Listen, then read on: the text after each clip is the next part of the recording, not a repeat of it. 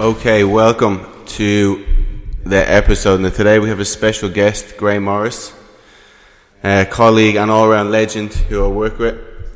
Now, Gimo, for those who don't know, give us a little rundown who you are. Hey Sean, thanks for having me, mate. Background, I guess I'm someone that's always been interested in the human's performance side of things. So back in 2001, I went to university, did a human movement degree. I did an honours in 2004 in exercise physiology and then a master's in strength and conditioning. I've been a personal trainer since 2002 or 3, around that time.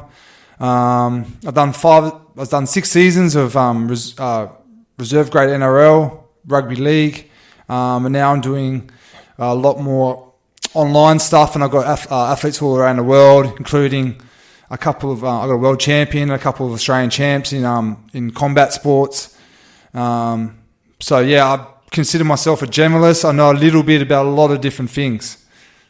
He's modest, but you did your master's degree with some of the guys who I know Gaelic football. What was the Irish guy? Darren Kennedy. Yeah, he coached.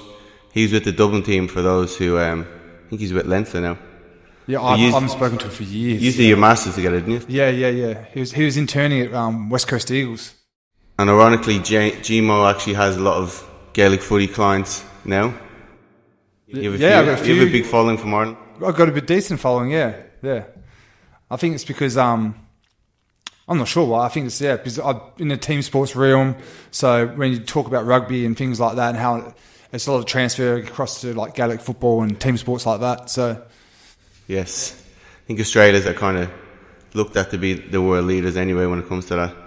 Okay, so what we want to talk about is to relate this back a little bit back to kind of Gen Pop. We're going to pull Gimo back to where he is 6 a.m. to 12 p.m. every day, because he actually gets the best of both worlds, because he still deals with general pop people. Yeah. Probably like to be in a professional team, but yeah. But it's the best. It's good in both. He still pays. It's pros and cons. Yeah.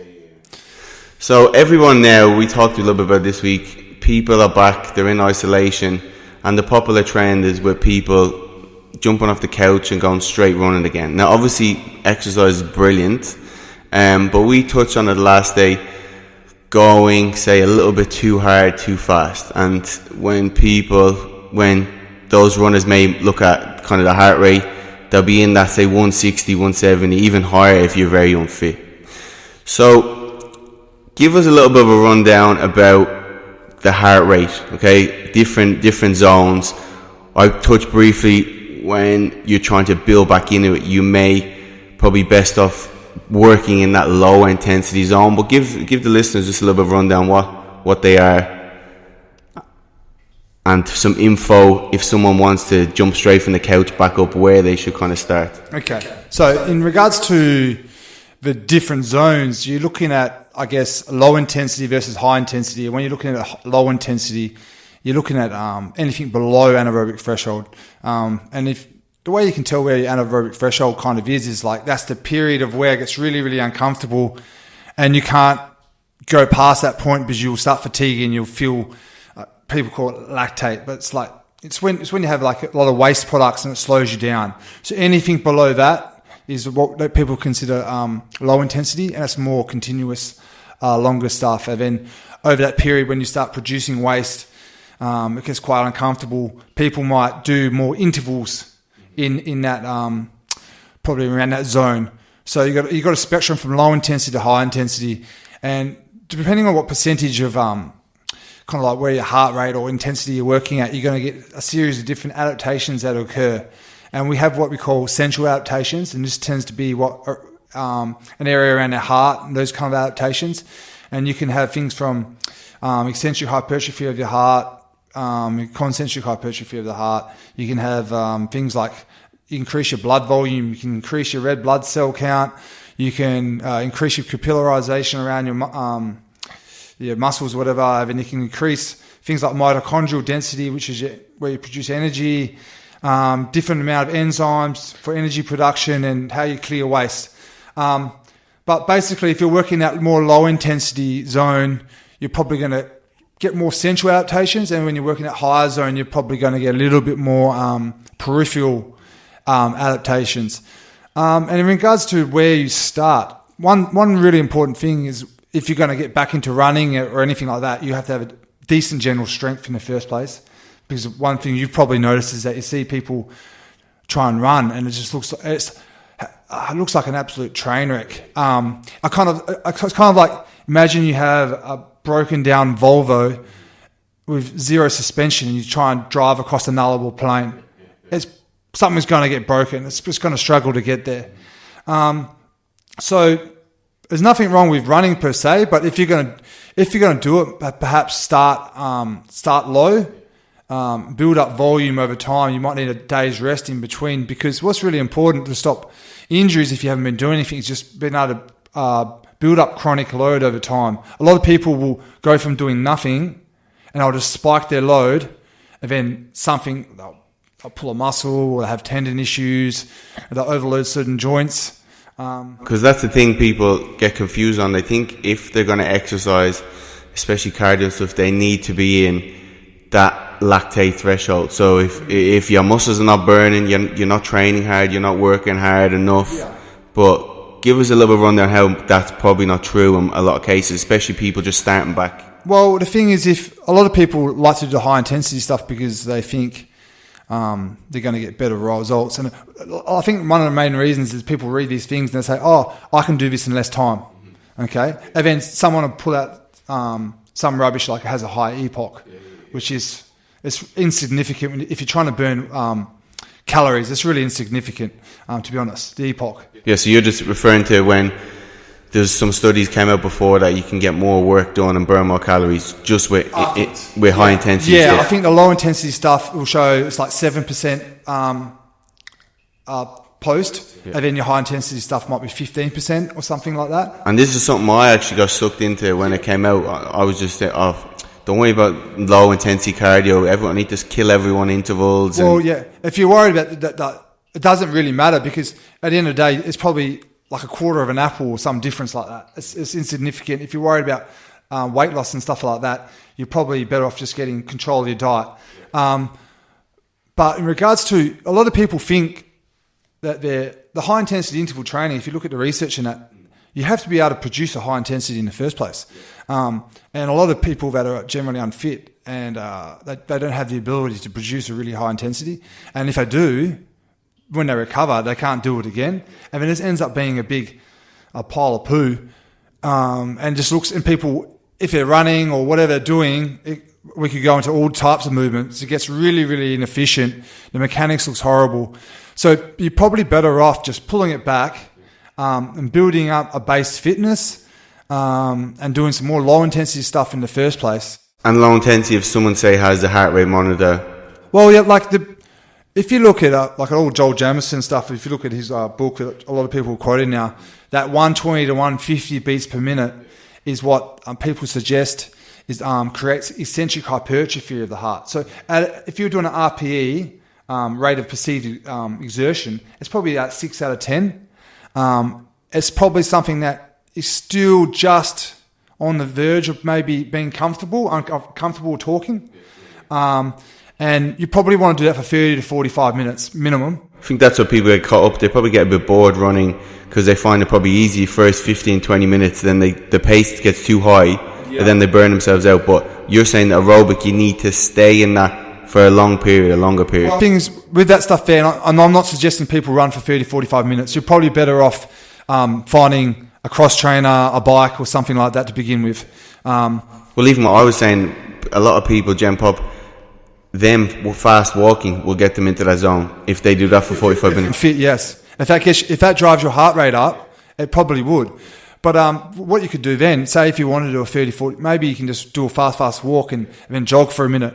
And then just so you don't get too sloppy to start with. But those low intensity heart rates, what happens is if you imagine a balloon, because the heart will expand, and because of at that rate of that intensity, the actual balloon, imagine your heart was a balloon, it actually goes really big and then goes really small. As if your heart rate was really, really fast, it wouldn't actually expand that much. So you get this quick one. But when it has time to do this and that, It's called eccentric hypertrophy of the heart. And what that's important for is it gives you adaptations for increasing your stroke volume or the ability to pump out a lot of blood. So what that's really, a good way to test, like if you have a good base level of fitness, is just to do your resting heart rate. Okay, so with an athlete, you want all your athletes under 60. Okay, so if you're a general pop and your heart rate's like 80, okay, you probably want to just get some base fitness that way, drive down your resting heart rate, and then that's going to have a lot of other benefits, things like your general health, because you're probably going to be able to go more parasympathetic. If you look at your nervous system, you're going to be able to recover better. That intensity we actually use for athletes for more recovery. And then, but it's not to say that you can still not push yourself and do some hard stuff. But you just got to realize, if you're doing weight training and all these different things, if you're doing really, really high intensity cardio, you got to work out what you want to work on. Do you want to be strong as well? Well, I suppose even the way you probably do it with team sports is their first phase, and like a gym pop, their first kind of phase, getting back into it, they want to build that aerobic in a way where you just think of a pyramid. You're building the base of that pyramid. Yes. If you're a relatively beginner, a good way to do is say you're doing weight training 2 to 3 days a week. Okay, you could probably do just you're learning all the technique, and that's actually still going to be really tough. Okay, and you're doing everything correctly. Okay, and that's going to build your general strength, and that means that it's probably going to have benefits towards your cardio as well, because now you can do those movements in a more stable fashion. And then on those in between days, don't be scared to do some low intensity stuff. And if you're maybe a little bit unfit or a little bit larger, you can do it on some machine type things. And also, you also it doesn't have to be on one machine. You can mix it up. Go 10 minutes on a bike, 10 minutes on like a slight incline on the walk, 10 minutes on a stem, whatever. Okay. And then if you still really, really want to do some high intensity stuff, why not just after you do some weights and that, choose something like that doesn't involve a high amount of coordination. You can push a sled. You can go on your assault bike. Maybe you can do some battle ropes, and you can just do 10 minutes of maybe 60 seconds hard, 60 seconds easy. So that way that you kind of have like a hard, easy day. And that's probably a lot easier for people to recover initially. Because especially I think people coming back running, especially, as you said, it's going to be a lot of impact on their joints. And when we think of really out of shape people, what we're trying to do is get them moving without much stress on the joints. That's why you said if you have I have an assault bike on the balcony, you could do some kind of gym equipment if you have available. Obviously times are different now. That's going to allow you to work your heart and save your joints as well. That would be the way you program it.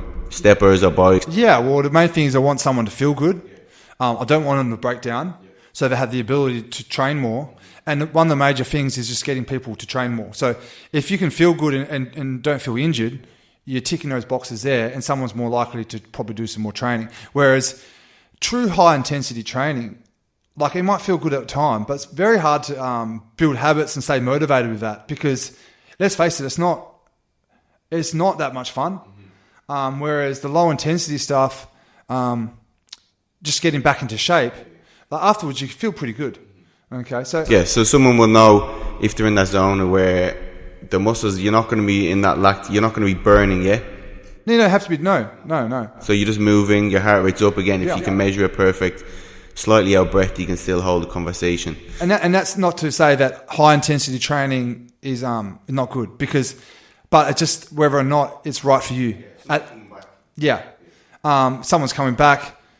Yeah, the thing is, you can still get really good results doing easier work to begin with. I think that's what people forget is, even though it may seem 5 or 6 out of 10, if you do that every day, that it's going to improve. Where I think a lot of people, and especially the studies they've done on the high intensity stuff, and I've fallen into it, is the only research they've done is the first few weeks, maybe 4 weeks, and then you might do that, you kill yourself, but then you burn yourself out. So I don't think they pointed out after is the athletes actually got worse after that. Well, with the high intensity studies that you look at, you'll get really, really quick results, because as I said before, they're more peripheral factors, whereas the structural essential adaptations, which happens more with low intensity stuff, will take longer to develop, but once you have it, it will stay around longer.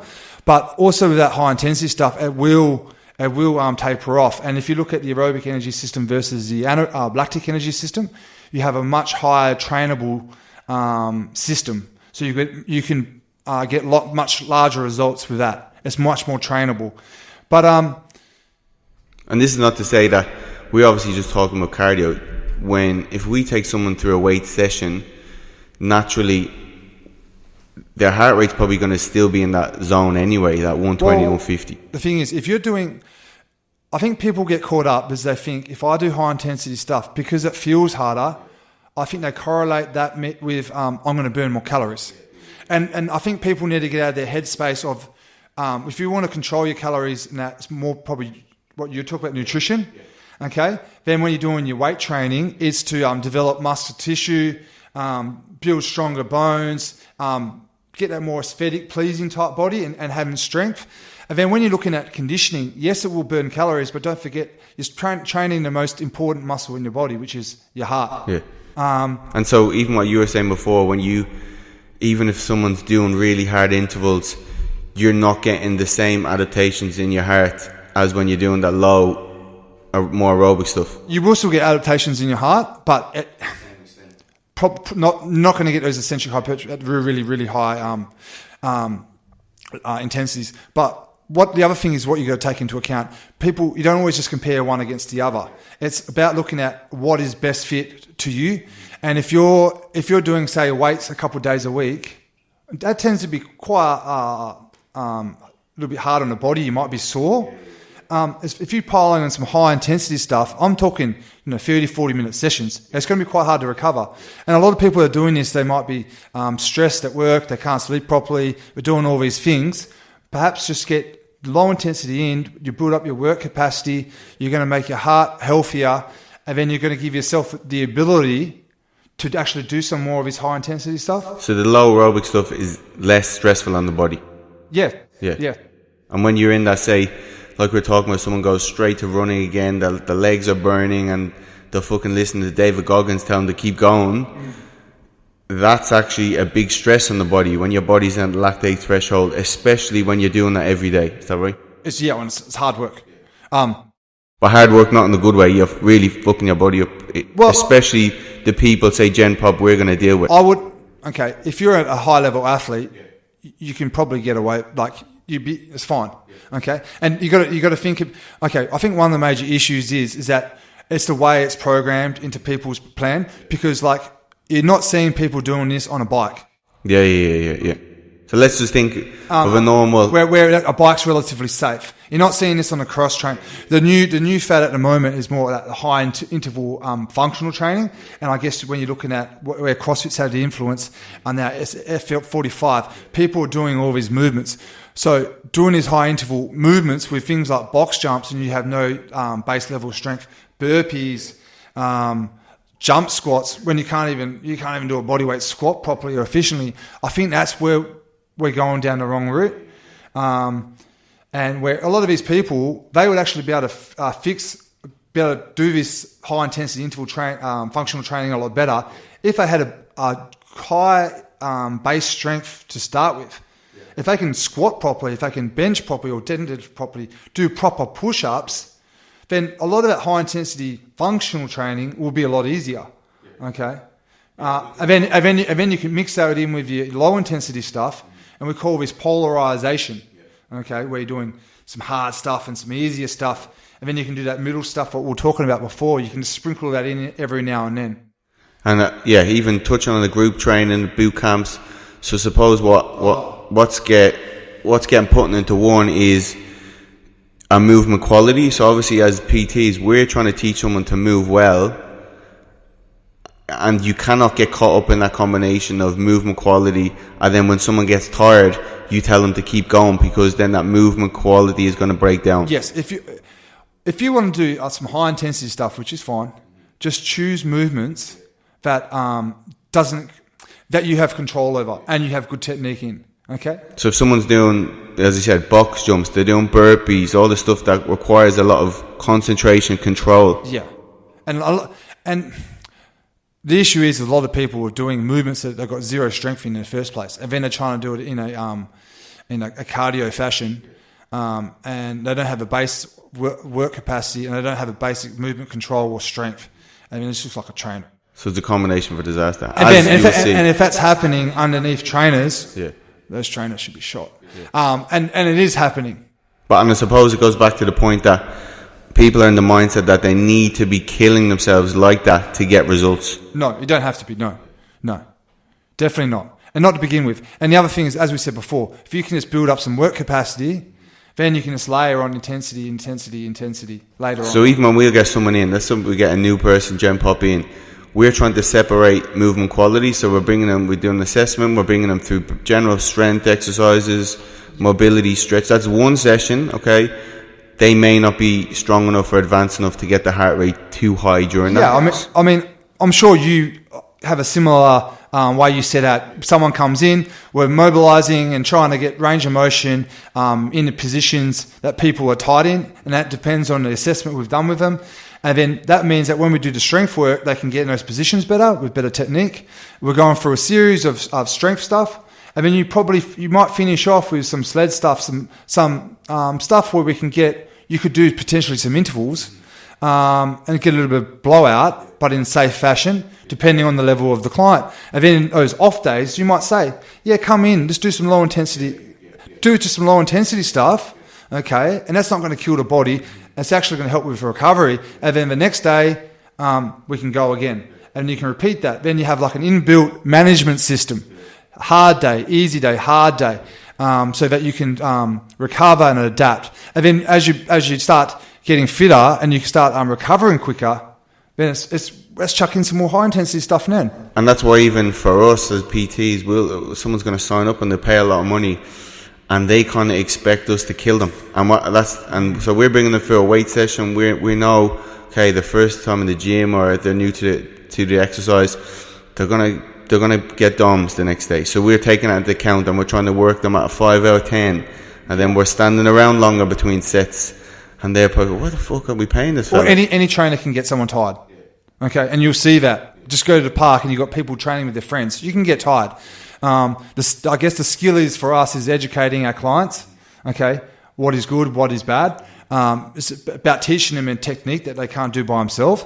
It's about structuring a plan and building habits, and it's just basically applying the right amount of stress so that they can adapt and still feel like they can train the next day. If you're breaking someone and they can't train, well, to me that's a great session, but they can't train the next day, so you're not reaching their goal quicker that way. So even a lot of people, I think even they've done studies on the Ethiopian runners and stuff like that, and I think 80% of their training is at very low intensity, obviously higher than us, but it's their low intensity, but it's a big volume, so they're doing it every day. There's this study, and I think it was done. It's a 2002 German cycling team, and it was a 4-minute event.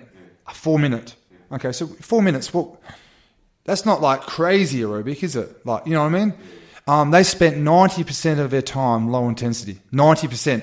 But the thing is that they probably train 4 hours a day. So 90% underneath anaerobic threshold. And 4-minute event, they're flying. Okay.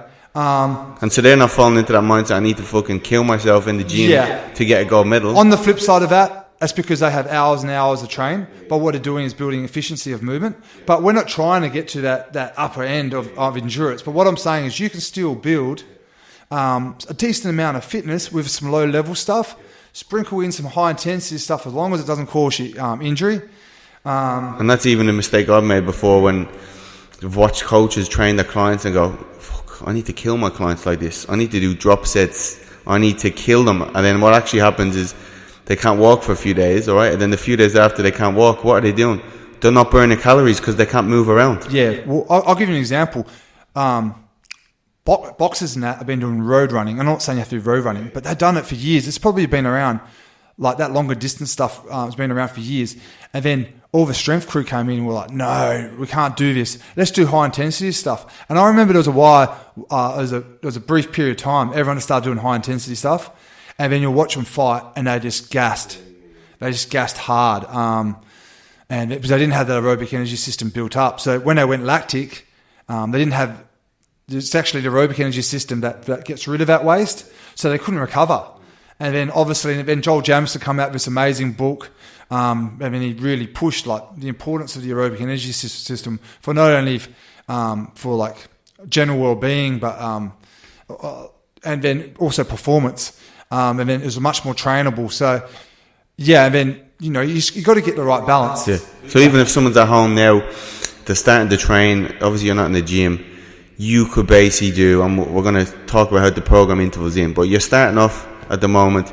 You may just do 3 general weights, body weight sessions a week, just getting some resistance training in there. And then on the days in between, you could be just doing brisk walking if you don't have any equipment, getting your heart rate up, and just maintain that. Yeah, you can just be doing a walk. And if you're a little bit stronger and you're a little bit fitter, you can go into some running and then walking. Yeah. I think that's what we see fucking Rocky running around, and we think, oh, I need to do that. But what you don't know is his heart rate's probably relatively low when they're doing those road runs, those boxers. Yeah, they're doing that as well. They're doing that easy, as their run is your walk. But that doesn't look good on a HIIT video. Yeah. But I think the other thing is people get excited and they're like, yeah, let's go and let's do this, which is great. But you got to get that right mix between things, and it's not always have to be running. You can go on a bike, and you can even go, if you only do a couple of times a week, you can go for that quicker walk, stop, do a series of bodyweight squats, push-ups off the bench, whatever, and then keep walking. So then that's kind of like you get a little brief bit of high intensity, and you get some low intensity, recover. You could even do a mobility or yoga, and if you're unfit like me, your heart rate would be through the roof. Bro, some of my fighters, when they come out of a fight, I do a GPP phase, and then it'll be mobility, it'll be like low-level hops, low-level medicine ball, but even with the mobility and all that stuff mixed in, it's continuous, and they're sitting at 130 to 150 beats. And I'm strength. They might be doing some calisthenics, like lateral lunges. I'm not suggesting general pop do this, but I'm taking them through a series, a range of things, strengthening the tissues, but those low intensities. So it kind of combines as a general prep, but it's also a cardio session as well. Yeah. So that's even when we'll talk about programming the lower intensity days in there, in between, say, your weights, or if we're on the intervals, we're going to get into a second. It's not only a thing of burning calories, but you are getting blood flow, and you are actually going to train better the next day. So we're using, and again, Joel Jamieson talks a lot about this, we're using our lower aerobic days, the made it easier days. You're going to burn calories, but they're going to enhance your recovery. Yeah. Well, another thing to point out is that if you get 45 minutes of low intensity stuff, and you can only get 20 minutes of high intensity, that was, you would say, oh, I only got 20 minutes, but you probably burnt more calories in that low intensity session anyway, because you had the ability to do it. The high intensity stuff, you can do it quickly and get out, but it's not going to work forever. Yeah. Okay, and then just another topic, you'll go into the machines and you'll see, I'm going to press the fat burning zone in this machine. So when we're kind of referring to your low intensity, 130 to 150, that is basically the fat burning zone, like quote unquote. Is it kind of the zone where it's easy for your body to transport fats out and metabolize fats, whereas at the higher intensity, not saying this is going to be the be all and end all in some results, but in the higher intensity, the higher lactate, you can't metabolize fat as well. Okay, I think this thing's a little bit deceiving. I've got to remember from my days back in a lower intensity, you will burn a higher percentage of fat. Yeah. But it doesn't mean It doesn't mean that you're going to burn more fat. Okay. So that's one thing. It's just percentages. That's what people get called. Yeah. So you can still burn quite a bit of fat at higher heart rates, but the percentages were different. And people need to understand that there's 3 energy systems. There's your lactic, which is your really short, powerful one. There's your glycolytic, which is your medium-term one, or your lactic energy system, and there's your aerobic one. They don't work independently. Yeah. They're always working together. It's just that the one will be working harder than the other one, depending on the intensity of the movement. Yeah. And one thing, while we're talking about our aerobic system, we're talking about how when you're starting back, it's probably best to train in that zone, all right? And one of the reasons is when we start to go into the higher zones, your lactate, you're burning, your muscles are burning. It's basically more of a stress in the body, again, which is okay for professional athletes. But I think one of the problems that coaches take into account is people don't have the recovery in place to train at that high intensity. It's not that it's bad. It's just you can't recover especially if you talk about your Gen Pop clients and the lifestyle they're having. Yeah, well, the thing is, especially if you're new or even if you're not, you have lived a high stress lifestyle. There's only so much stress your body can take.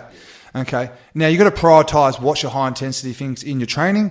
Okay, I personally, if you're going to prioritize something, I'll be doing my resistance training because I think that's got a range of benefits. And then, rather than just chucking more high intensity training on top, you're probably going to feel a little bit tired. Your motivation might drop. You might be less likely to come in. You might be more sore. So maybe just put that low intensity, build your work capacity up, and then you have that potential later on to bring the high intensity stuff in. And if you want to do high intensity, no one's saying it's bad. You just got to be smart about how you put it in. And then as you choose modalities that is not going to hurt you. Okay, so we're looking at, let's say, obviously we've touched on all these boot camps and stuff. People are going in, they're thrashing themselves, they're training at that lactate threshold. It's a big stress in the body. I'm not saying, okay, so you're in that the grey zone, what people call it, heart rate zone. Is it kind of better for someone to either go lower or go when they do the higher intensity to bring the heart rate back down and go again, rather than staying in that high lactic acid zone and for a duration of say 45 minutes, or say like a spin class? It's not aerobic, it's not high intensity recovery, but they're constantly in that lactate threshold. Yeah, I'm never done a spin class, but I'm assuming it couldn't be in that high lactate threshold the whole time because they wouldn't be able to keep going. So I'm sure there's a large aerobic component to it. What I'm saying is no better or worse, but it's what suits your current position. And what we're saying here, for the majority of people, if it's probably going to be just start low and then build high later on. Yeah, so Graeme just said it's a physiological stress in the body, so there's no point people going to these boot camps, then also risking injury because their movement quality is bad, and then... Unless you got a good boot camp coach. What were boot camps invented for? To weed out the fucking weak people, to go to war and shoot other people, not for Mrs. Jones to lose a few kilos. But they go to these boot camps, they get thrashed in a real high intensity. Look, I'm sure there's some good, decent boot camps going around, but... If you know some Texas, but they'll go after, okay, there's no cool down really because you have to get the next class on, you're booted out, your body's still in a state of stress, you go get a coffee, okay, it's going to heighten that stress, you're into your meetings, okay, you're on all day, there's no point in that day where you're kind of coming down, you're recovering, you're probably on your laptop late that night, your sleep quality's bad, and repeat. So you're in that sympathetic stress zone all day. Okay, and suppose that's what we need to take into account, that training is also a stress, so you need to regulate it based on your lifestyle as well. If you have a choice between very high intensity, if you live a stressful life, you need to prioritize mostly the low intensity stuff, is what we're saying, for health wise and fat loss. Yeah, I think if you're doing resistance training, that's your high intensity stuff there, and then you got to sprinkle in your low intensity stuff so you don't overtrain. But the low intensity stuff's also going to make you feel better. Means you can switch over your parasympathetic more. Your heart rate's going to be lower. You're just going to feel better. And then, your high intensity stuff is just, you can put it in. Okay, so someone's done a few weeks of, there's even a guy, Luke Lehman, I don't know if you heard of him, but he studied a lot under Joel Jameson, and he gets a lot of people may have done bikini comps and they're just stressed to the max. They've killed themselves already. So he does a phase of what's called least mode, where he adds in a lot of aerobic stuff, like what we'll do with beginners. Gets them stretching more, gets them a lot of stuff that's going to get them into that parasympathetic, that rest and recovery. Because that's a zone where you're going to lose fat. Your body's going to be optimal in that. And then, that's not to say you can never do intervals, but he's going to get someone's aerobic base, same as a Gen Pop. And then, okay, now is the time. Someone has a good aerobic pace. They've done a few weeks of it. Now, how would you program intervals back in there? Yeah, well, I mean, once you've got a decent work capacity, I think it depends on how you want to do it, but you can do some longer intervals to start with like a little bit of rest, and so you can building up the intensity that way. You can also put some short burst stuff in, but as I said before, just be smart about how you do it. If you're not a very good runner, don't go do running. Maybe go push a sled, maybe use a battle rope, and you can do that way. So we've brought someone through 30-40 minute weight session, and now we're starting to put some intervals at the end. Sleds, ropes, whatever it is. I think for me, say you have a client that wants to train, if they only want to train 3 days a week, and they're with you, they might do resistance training, and you might say, okay, we can do just a few. To them, it'll be high intensity, but it's not really. But it's in a safe fashion. And then those other days, go for a walk, or come in here and do that low intensity stuff. So what, like work to rest ratios you're adding in? So on average, someone that gets their aerobic base, and they're not going to go into the highest where it's like a work to rest of 1 to 10. They're going to be maybe 1 to 4, where they're doing 30 seconds on. Yeah. Or maybe even 1 to 2, a minute off, 30 on, a minute off. How would you program it? Well, you could just... It really depends on the person. And then it's got so many ifs here. But what I recommend probably doing is just you can do 1-to-1 or something like that. You start at 1 minute on, 1 minute off. And then to progress that over time? You probably start reducing the work, but then you increase the intensity. Okay? Yeah, so if you're doing... So obviously you probably, when you're starting back your intervals, you're not going at 100% effort. You probably go 70%? Yeah, something like that. Yeah, and you just... Because you won't be able to recover and you'll kill yourself too hard. It's probably a smarter way. Yeah. So if you're monitoring your progression, you can go next 8 out of 10 or measure it that way. Is that what you're saying? Yeah, you can maybe go 7 out of 10 instead, and then you have a recovery, and then over a few weeks, then you might say, I might try an 8 out of 10, but it's only going to be for 30 seconds all out effort, then a recovery. Yeah. So then that brings on to the next one. As you look at your program, then we're kind of going, say, one harder day and then one easier day. Your recovery, your aerobic, that will allow you to train hard again the next day, rather than what we see again in a lot of these group trainings where they're killing themselves every day. Well, if you look at that's what athletes do. Even if you look at bodybuilders, you say your leg day is your hard day, they're not doing another leg day the next day.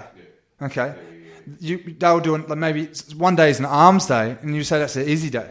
Okay, but they're still training. They're not doing. They're still. Do you know what I mean? That's their easy day, if that makes sense.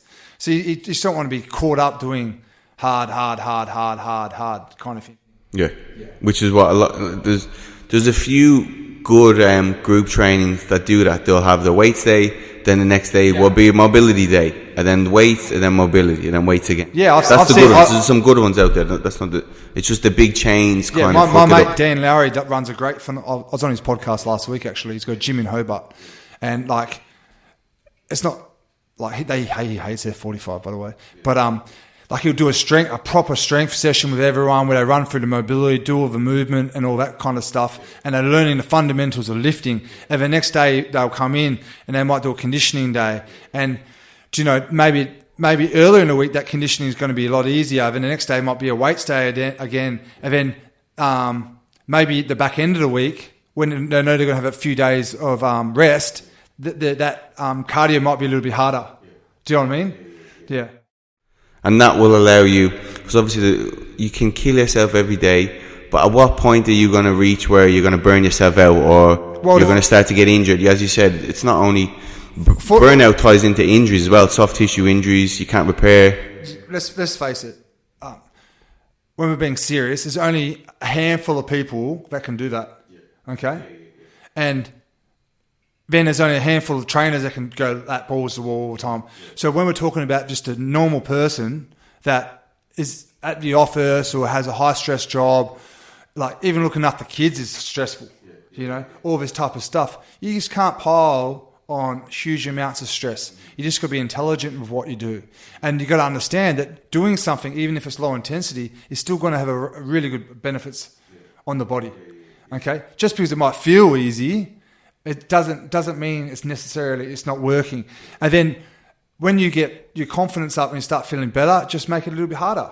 Okay, and then because the thing is if you feel good and you can keep doing this, if you can get a few weeks of training or a few months of training under your belt, that's when you start seeing results. And the main thing what we're always trying to do for the general pop is build habits.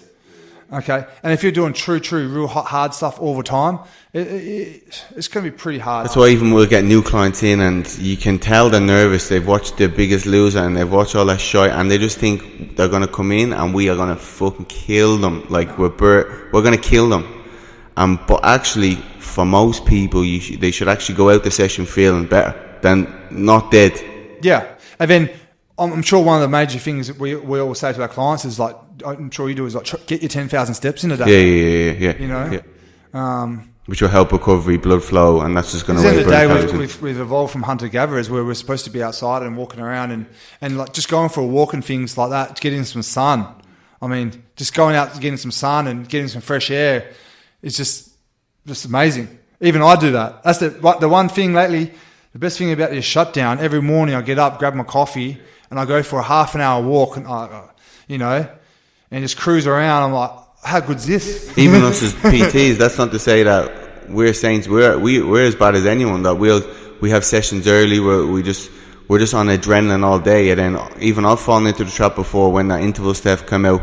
I used to kill myself in intervals. We're doing a pre-season, and smash coffee. I dropped on the ground and thought I was having a heart attack. Had an anxiety attack and called the ambulance out. Yeah, because I just burnt the candle way too much. Yeah. So as we go on, then we'll also look at say measures of stress. Like have you used heart rate variability, or what stuff do you use with athletes? I know you get. I've never used heart rate variability, but you use a little questionnaire. We go, how's your motivation? So what's some of the symptoms, say burnout or under recovery, overtraining? With my athletes and that, when I was there, they had there's like a questionnaire on my computer, and I'd come in and it'd be out of 5. Like it was quite like, how did you sleep last night? How's your nutrition today? Do you have any pain? If so, where is that pain? How do you feel? It'd be like 5 quick questions, and then basically I had this like stats formula. And I'll have like a traffic, like green means they're good to go.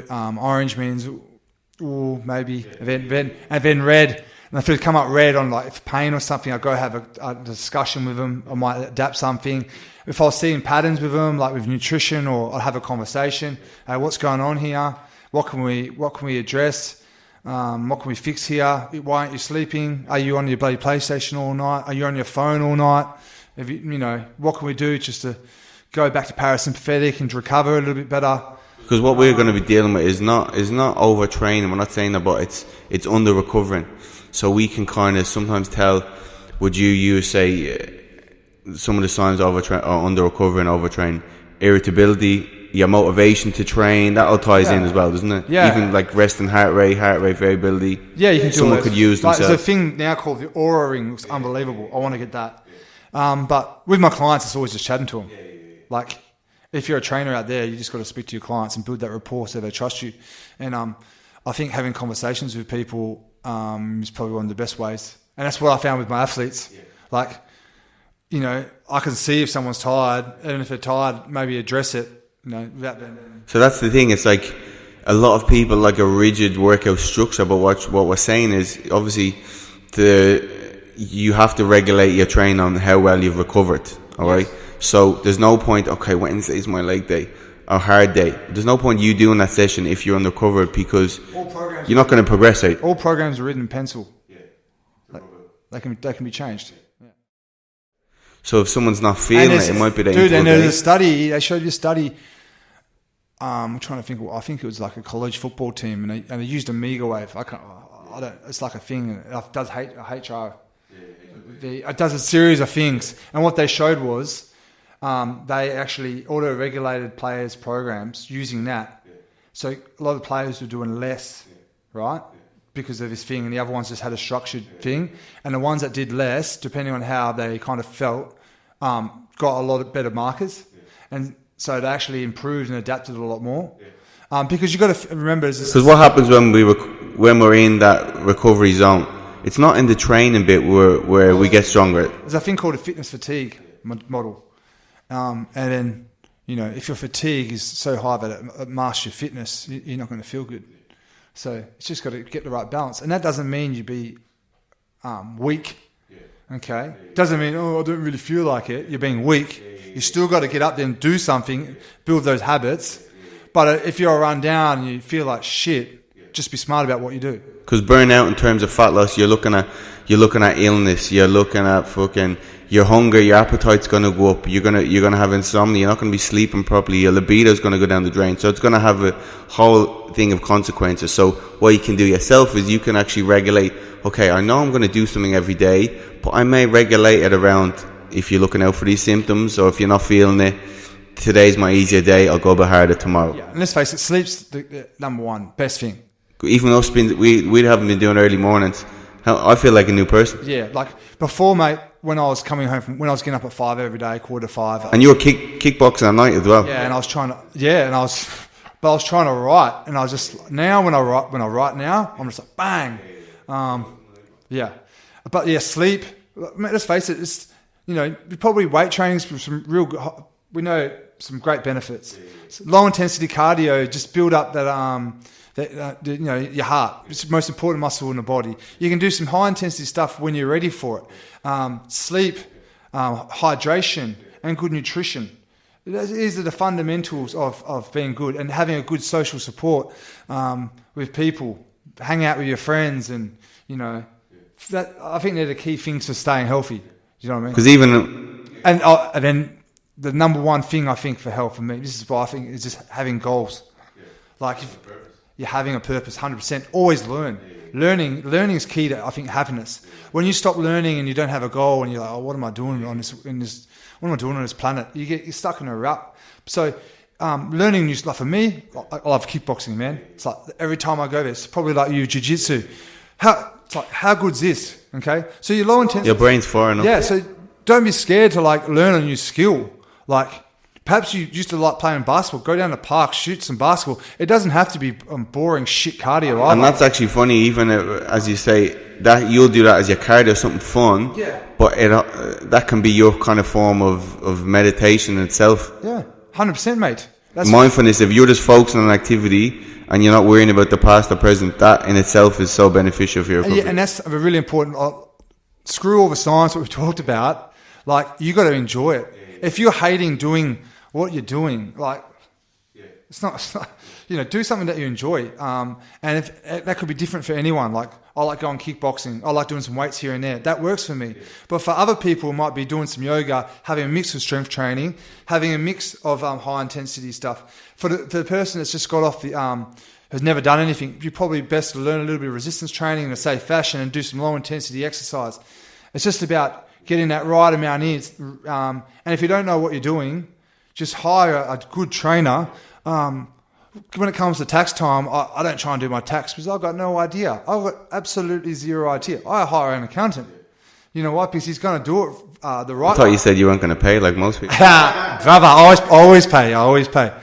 And then they do the right thing. You're probably going to get you're going to get more back.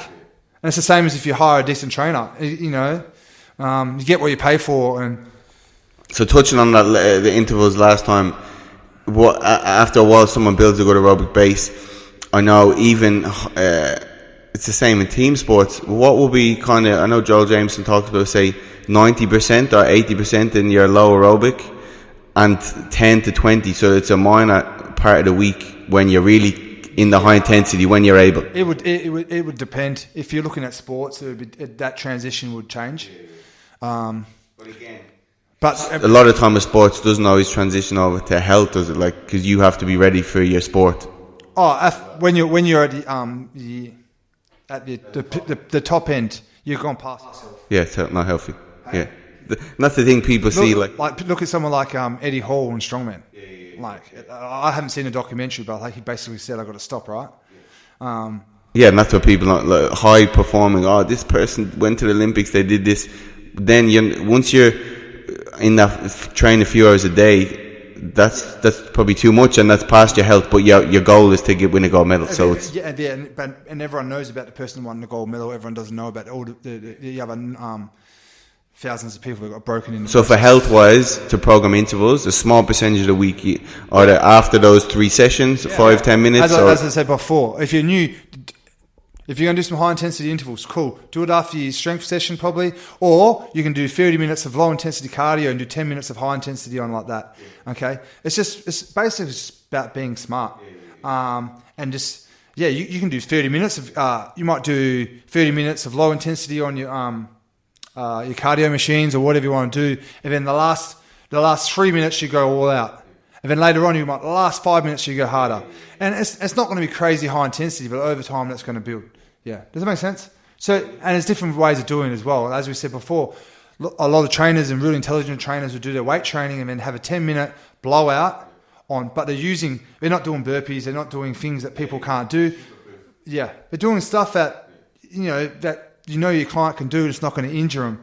Then do some low intensity stuff the next day. And that's why even, we'll touch on briefly, we're talking about pushing sleds and that, because when you sprint, obviously it's probably not best to just start sprinting again off the bat. When we push the sled, you're in that position where you're not going to pull a hammy, is that right? When you're upright, there's more of a risk of injury? Way less risk, yeah. Things like that, like anyone can push a sled, okay? Anyone can pull a sled. Most people can do battle ropes and things like that. Not everyone. Box jumps can be done if there's a real low box and you're stepping down off the box. You're not jumping off the box. That's for another day. Fuck me, Dad. Yeah. That's kettlebell swings are safe if you can do a hinge properly. No, I don't. I've never programmed burpees in my life. Hey?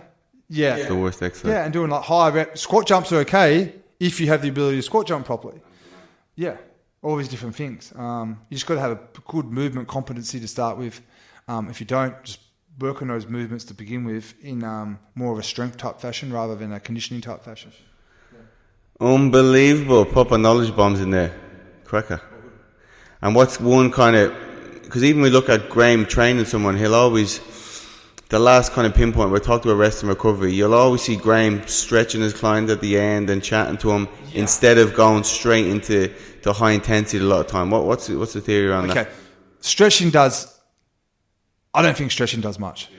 Let's be honest. I don't think it makes you any more flexible or anything like that. But for me, stretching at the end of my clients, rather than them just finishing all sweaty, pissing off, I do some really easy, light, static stretching with my clients, and it's more to touch base with them, let heart rate drop, okay, have a conversation with them, okay, this is what we're going to do, this is the plan ahead, try and build some habits, get them thinking about what they're going to do, plan ahead, let the heart rate drop, hopefully go a bit more parasympathetic with some deep breaths and everything like that, rather than just throw them out the door. That's the only reason I do that. So you're trying to get them back into that low intensity they were before they came in. Yeah, and I'm just building rapport with them and just like trying to plan ahead for what's going to happen. Because even on my Zoom sessions lately, because I have more time, we do deep breathing at the end. Yeah. Feel unbelievable after. Unbelievable. And then I think it's not so much the stretching that gives you benefits, it's more about the controlled breathing. Yeah, it's just controlled breathing, just like, yeah. Cracker. Okay, we're going to get Gmo on for another episode. Alright? I hope everyone took a lot of knowledge bombs out of that and changed kind of the way you're looking at training, and you can change your own program. How do we find you, or what have you been doing? Because as we said, he's doing a lot of athletic stuff for Gaelic footballers. I've been doing a lot more online stuff at the moment. So if you're an athlete and you're looking to get in shape, this is a big pre-season for everyone. You have pre-season programs. Yeah, I've rugby strength. Yeah, but they can still buy them, all that stuff. Yeah, I've got heaps of programs. And you have your own, the template PDF. Yeah, I've got an off-season one. I've got a body off-season. I've got a body weight one. Then all my private clients, I structure their mobility, I structure their speed, their agility, their strength, their power. I do a lot of combat athletes like that as well. The conditioning, and then I plan that out so there's proper progressions in place depending on where they're at. So if you're an athlete, or even if you just with Gen Pop, you want to get more athletic, go look at... I've been a personal trainer for, what did I say? I know. Since 2002, 3, 17 years, bro. I don't know. So he has plenty of stuff that you can find out more. Go on his Instagram, Graeme Morris, buy some templates, work with him, get better, stop fucking wasting your time. Learn from the best. All right, love you all. See you all in the next episode. Cheers, Sean.